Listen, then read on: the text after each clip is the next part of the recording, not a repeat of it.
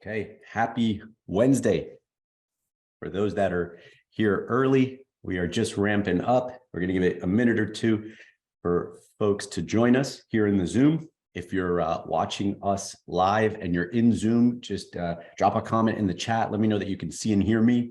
And if you are catching this streaming into the Facebook group, there ought to be a link in the comments where you can come and join us here live. If so, click there and come join us in the Zoom room. If you're here and you're live, you might as well be here and be live. And our intention today is to pick up where we left off last week when we were dealt a unfortunate hand with our tech. And so we had a power outage and we lost you guys quite literally 1 minute into the stream. And so we're going to make up for that today. It's given us even more time to go back to the well and prepare an even more impactful presentation. So excited to share that with you guys. Ed, Andre, I see you guys. Thank you for commenting. Thank you for letting me know that you're here and that you can see and hear me. And yeah, we're going to jump in about 30 seconds. Just give folks another couple of minutes to get in here. And then they're just going to have to play catch up.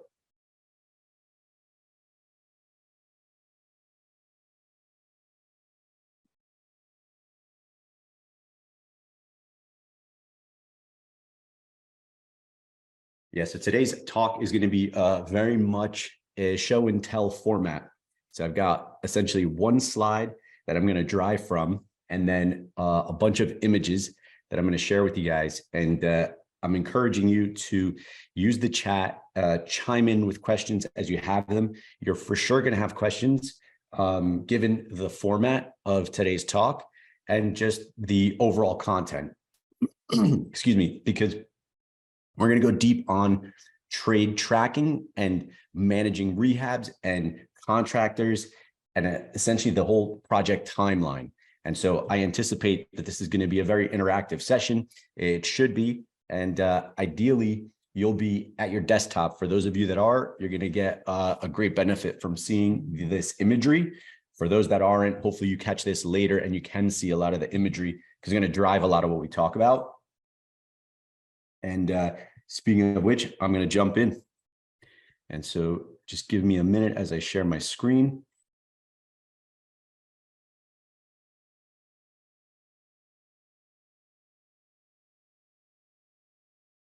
And you should now be seeing my whole screen and some images that I'm going to share with you guys in a minute. But for now, you should be looking at our trade tracker.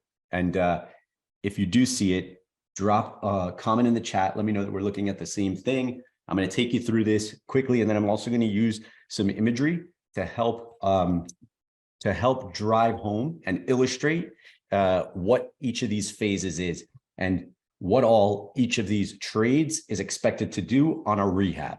So why are we doing this today? First and foremost, it's understanding like chronologically what it looks like to do one of these forced appreciation type rehabs.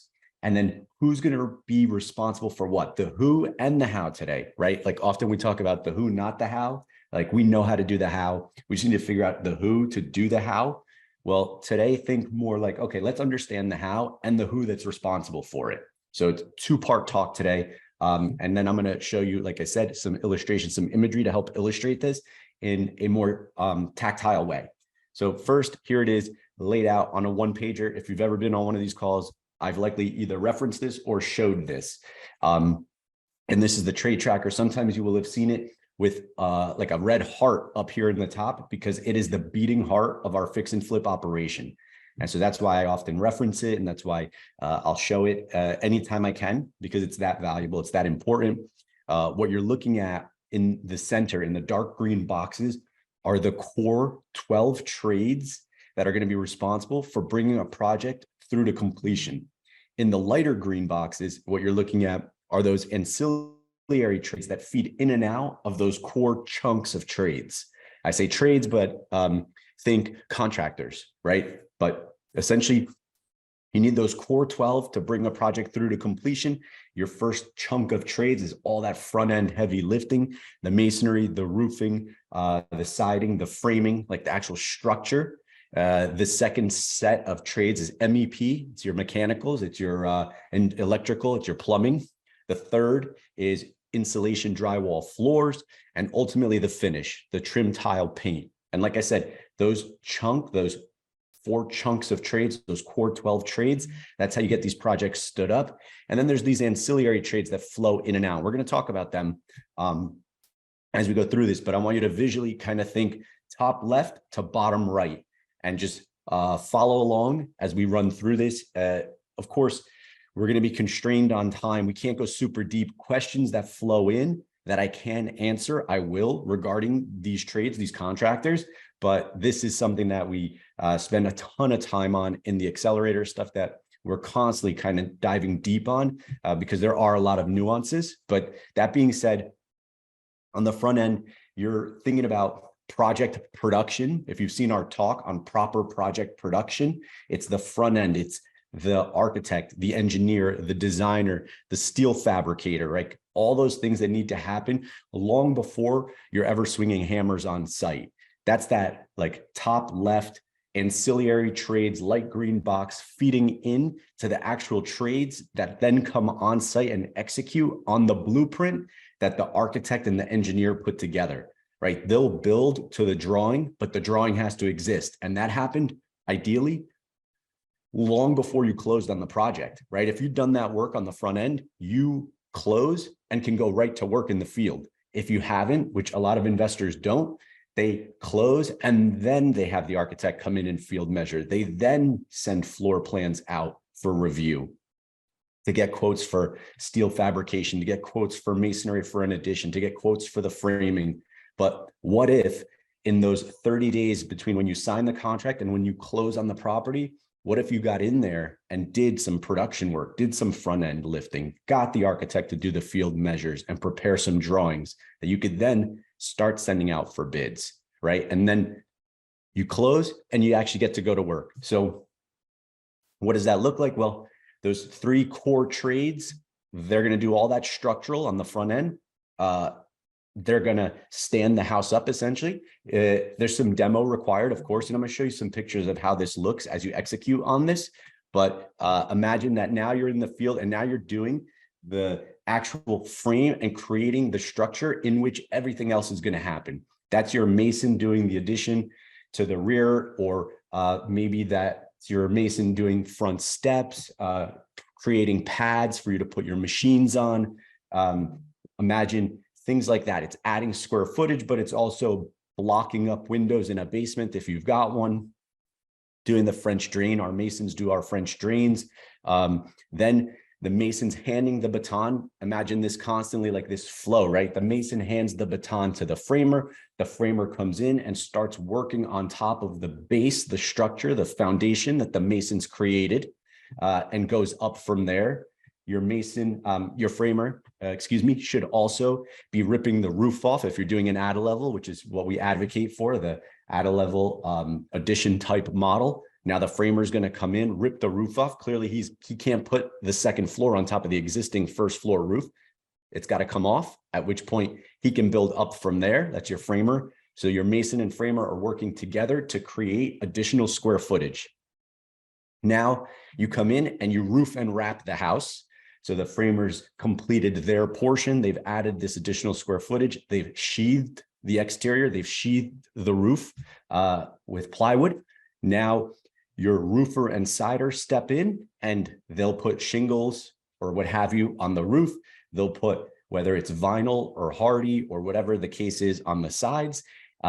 You've got a roofed and wrapped house. This is where the forced appreciation efforts are materialized. This is where the work that you've done has created immense value. You step back and now you're looking at a dried in house that's twice the size of what you started with. And now it's incumbent on you and the balance of the trades to take this thing through to completion. But you can imagine, and we'll show you some images of starting with this 800, 900 square foot cape. And now after just 4 or 6 weeks, your mason and your framer have stood up this new structure that's 2.5 times the size. And you can imagine now how much value you've forced, how much appreciation you've forced by doing that.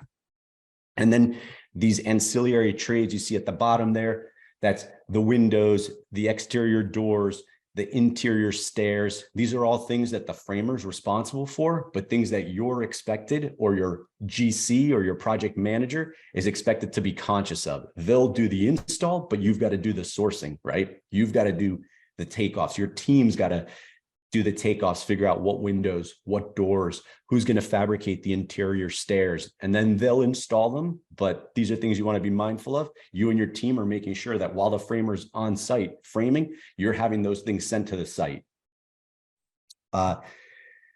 Question, should you do floors before you paint? We'll get to that one. That's in the final like trim tile paint section. But it's a good question because it's one that they'll often debate, right? Anyway, I'll get to that one, but that's a good question. And is demo a separate sub? Yes, your interior demo could be a separate sub, and your roof demo could be your framer. We've seen that happen a lot. If you're going to have a framing crew do interior demo, you can expect to pay a premium. Whereas if you bring in a demo crew, that's more aligned with what they do day in and day out. So those numbers will probably be fairer. But then, yeah, you want your framer to take the roof off because that's where they're going to start and go up from. So ideally, they know how to demo that cleanly versus a demo crew who would just demo and leave. That's not the ideal person to do that part of the demo. And then we transition into the mechanicals. So again, top left, all the way down and up to the top of the next phase. The mechanicals, now we will have at some point during masonry and framing, we will have invited our HVAC contractor, our plumber, and our electrician to the house, right? We will have put our project on their radar. We will have sent them a copy of the plans. Ideally, they will have bid the work long before we need them. A lot of times, investors run into trouble because they don't call on these tradesmen until they need them, right? They'll call on a Friday when the framer's wrapping up and ask the plumber if he can be there on Monday. Well, doesn't work that way, right? You need to get on these guys' radar 2+ weeks out, right? They've got to know that you exist, that your project even exists long before you need them there. Ideally, you invite them to the project while the previous set of trades are doing their thing. So again, while mason and framer are on site doing their thing, you invite your HVAC tech, your plumber, and your electrician out to the site so they can see what's going on, get on their radar, have them start working up a proposal, hand them a set of plans while they're there. And then when you do need them, like when the framer wraps up, now you're not blindsiding them. Now you're inviting them back to a project that they've been to already. So beneath that, you're looking at fixtures. Those are not just the roughs, right? A lot of times your MEP guys will provide a lot of the roughs. They'll provide the shower bodies. They'll provide the wire. They'll provide all the ductwork, the machines. But you also need to be conscious of like what's going to go on the outside of the wall. And this is when you start thinking about that. Ideally, you've worked with a designer and you've got a design and you've got a material schedule that you can draw from so you can secure the fixtures long before you need them. This during rough plumbing, during rough electrical is when we advocate for taking the designer's design and sourcing a lot of those fixtures. That's when you're going to know, hey, we did in fact run a wire in the center of the bedroom, or we did put a wire in the foyer for a chandelier. Like you're going to know that as the roughs are taking place, and then you can execute on the material schedule and source those fixtures long before you need them, giving you time to inventory them, unbox them, make sure that the things that are arriving are in good shape, and then set them aside. So when you do eventually need them in that trim tile paint, in that final phase, you can just bring them to the site already marked, labeled, clean, right? And you'll know if anything's missing, you'll know if anything's back ordered, out of stock, right? If you order a matte black faucet to go with the mirror and to go with the rest of the aesthetic in the hall bathroom, and it shows up in champagne bronze. Well, if that's happening in like phase 5, you're going to be doing a lot of running around. If that happens in phase 2 and you've got time, you can still send that item back and get the new item in the proper finish and color. So again, this is all about proper planning, right? proper planning prevents poor performance. So this is, and you can see as we're only halfway through, but you can see how this is the beating heart of your fix and flip operation. If you manage to this one page, imagine the headaches this would alleviate, right? So let's keep going. And so now as you're preparing for your rough inspections, the municipality, the town inspectors are going to come out. They're going to look at your electric, your plumbing, your HVAC. They're going to look at your building, your construction overall. They're going to check, like, did you properly fire stop between penetrations, between floors, right? Like between the basement and the first floor and the second floor. Did you come in and anywhere that your MEP drilled for their pipes and wires, did you fire stop, right? That one's there for a reason. It's often missed. It's the easiest way to fail a rough inspection, but it's also the easiest box to check. So that's that ancillary trade that flows from the MEP into the insulation drywall floors. Like now it's about like closing the walls in, right? All the rough work's been done behind the walls. Now it's about coming in, insulating properly, whatever the code dictates, whatever the architect's drawn, that's your insulating. And then you're closing the wall. You're putting the drywall in and putting your floors down, your rough floors, right? Drywall, goes in, and then your hardwood floors go in. They'll need to be sanded and finished later, which is Ed's question, right? We'll get back to Ed's question in a minute, but at least for the purposes of this phase of construction, we're putting down the 3/4, 3.5-inch red oak, 4-inch white oak by 3/4, whatever either you're committed to doing or whatever your designer spec'd out. You're installing that here to finish out this phase as you roll into like, as you roll into the finish phase, right? Here's where the house now starts to all come together. That phase one, where you're stepping back and you're looking at this roofed, wrapped, framed out structure that's twice the size of what you started with. Like now that's the rough, right? Like that's the structure. Here's the finish. Here's now everything coming together inside. It's your cabinets, your countertops, your appliances have now been ordered and are coming in. Your trimmer is doing the base and the casing, doing whatever coffered ceilings you've decided to install. Your tiler is setting tile in the bathrooms, doing the showers, right? Doing the bathroom floors, ultimately doing the backsplash once the cabinets are in. And then your painter comes in and does your paint and finish.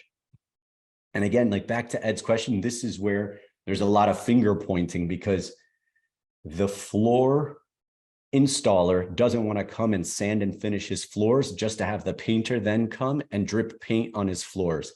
The painter doesn't want to paint the trim to then have the floor installer stain and mark up his base. So this is where you navigate this by spraying, right? Putting the base coat on the walls, have your floor guy come in, do the floors, then have your painter come in and finish paint. That's a happy medium. That's a way that you can get these guys and girls working together to ultimately achieve the same goal. Otherwise, again, Ed, great question. That's one of those things that they love to point fingers at each other and nobody wants to be the last one in the house because the last one in the house is expected to clean up after everybody else. So hopefully that's helpful. And then how do you prepare the house for sale? Assuming you didn't pre-sell the house, now you're doing your exterior work, your landscape, your plantings, you're having the house professionally cleaned, a construction clean, and then you're staging the house and preparing it to hand it over to your agent so they can go live with the listing and host an open house. And that's the general timeline. And now let me show you the timeline illustrated with some images.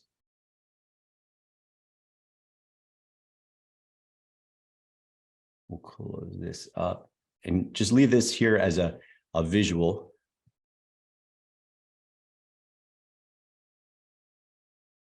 And so you should be seeing two separate screens now, one of which are images that are going to tie back to the trade tracker. So I've made the trade tracker smaller, and what you're looking at now are the images that are going to illustrate what it looks like in each of these phases. And so don't mind the order that they're in. In fact, I'm glad they're not chronologically laid out, because as I go through them, I want to prompt you all to think, okay, where does that fall? Like, what am I looking at? And where in the timeline does that specific step fall, right? So these first few, you're looking at demoed interior, and you're looking at exposed damage to some headers. This is, by the way, these are images of the very first ADA level that we ever did. So these are something like 7 years old. So even back then, we were conscious of documenting the journey.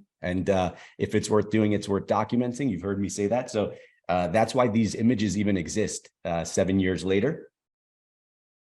Excuse me. And then, so we're identifying some more rot, some more damage, but the only way we see any of this is because we're demo, right? This is early on, before the mason and the framers even come in to start ripping the roof off.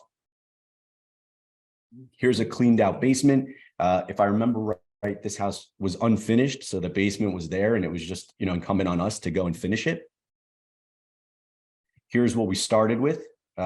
This is the base house. This is a very typical Cape at a level, like footprint. This is the house you would rip the roof off and go up on. And I'm going to show you how that happened. You can see the framers on the roof getting ready to start cutting into the roof and ripping the roof off.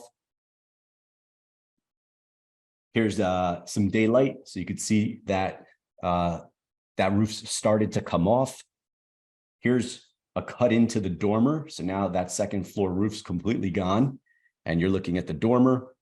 And just to confirm, folks can see these images and the trade tracker off to the side. Can Evan or someone on the team just drop a comment? Let me know that you're seeing what I'm seeing. I am moving the chat so I can still see. Great. Okay. Thanks, guys. I want to make sure I can still keep up with the chat as you guys are commenting. So you're looking at the framers ripping the roof off. It's exposed to daylight, and now the balance of the roof comes off. And as we keep going, you can see now the whole second floor is gone, right? And the reason you would do this and you wouldn't keep this deck, right?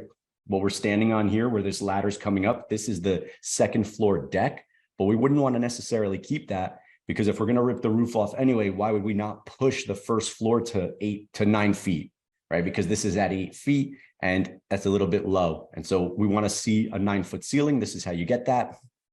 So rip the whole second floor deck completely off.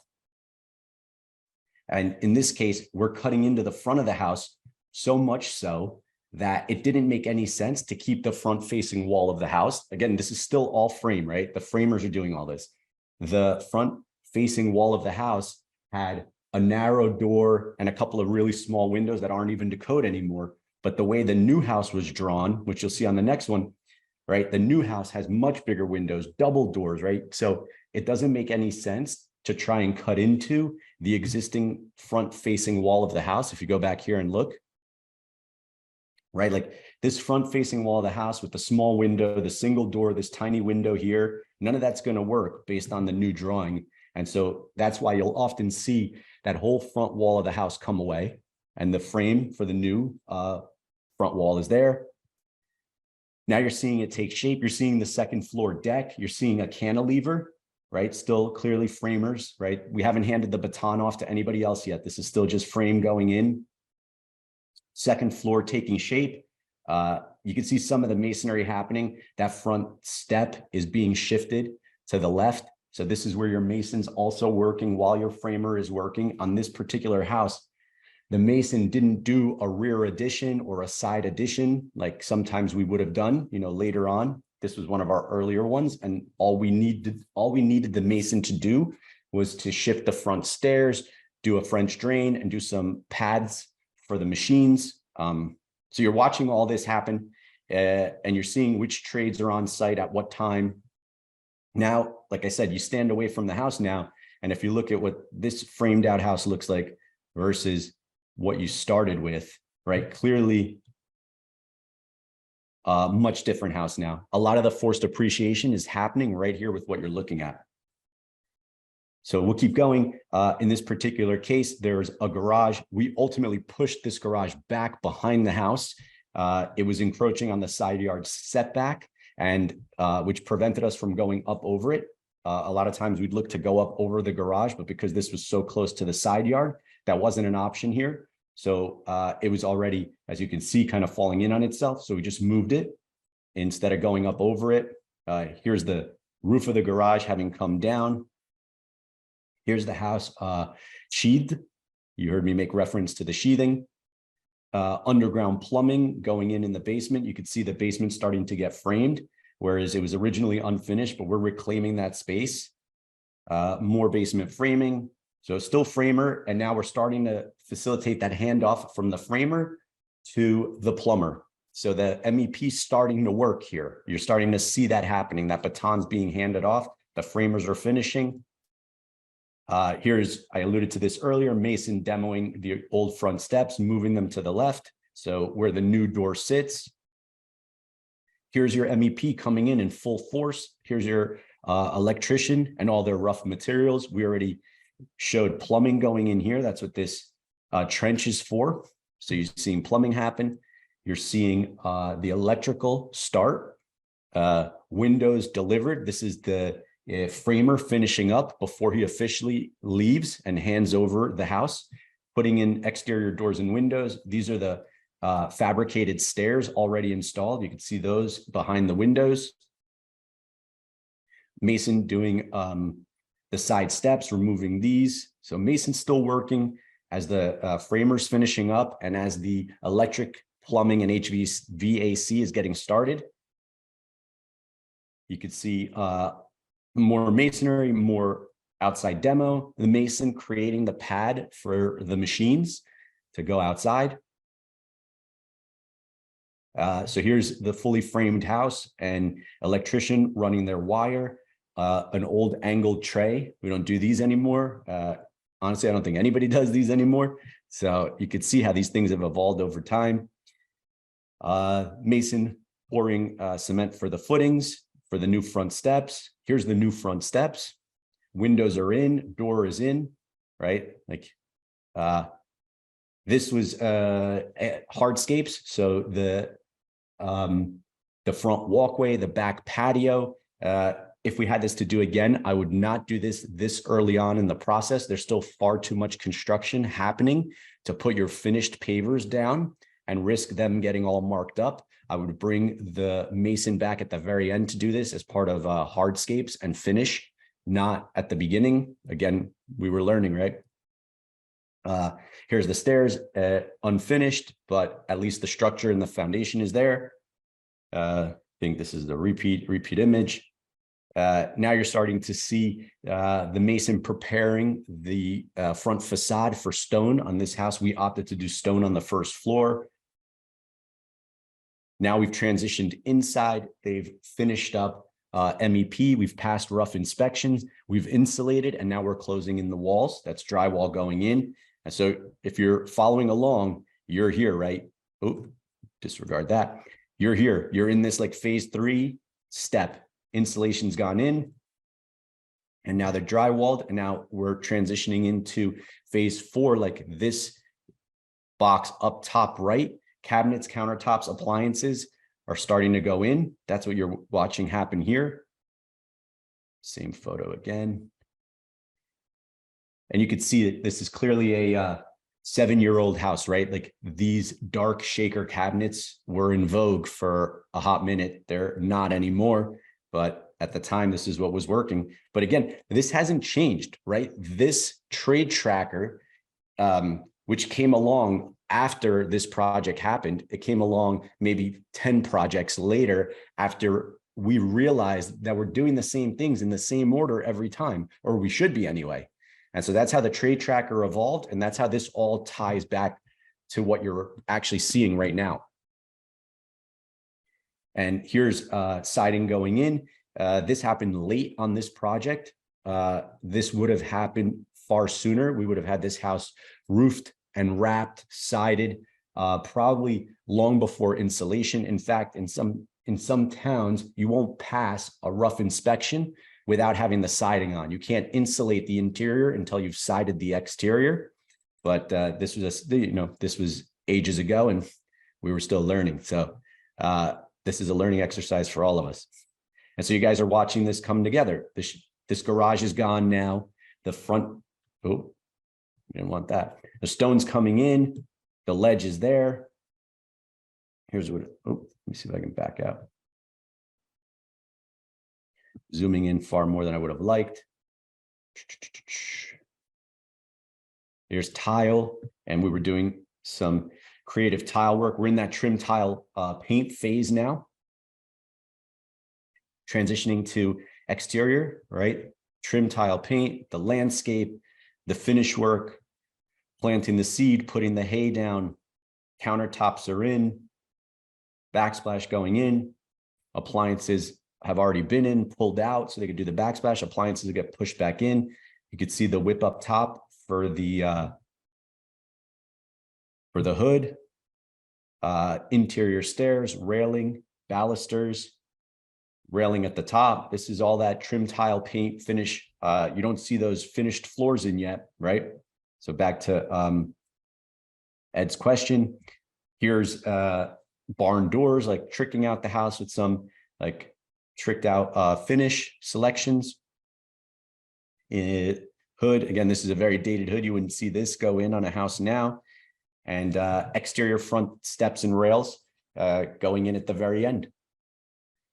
And then that's it, guys. That's the timeline. That's us going through this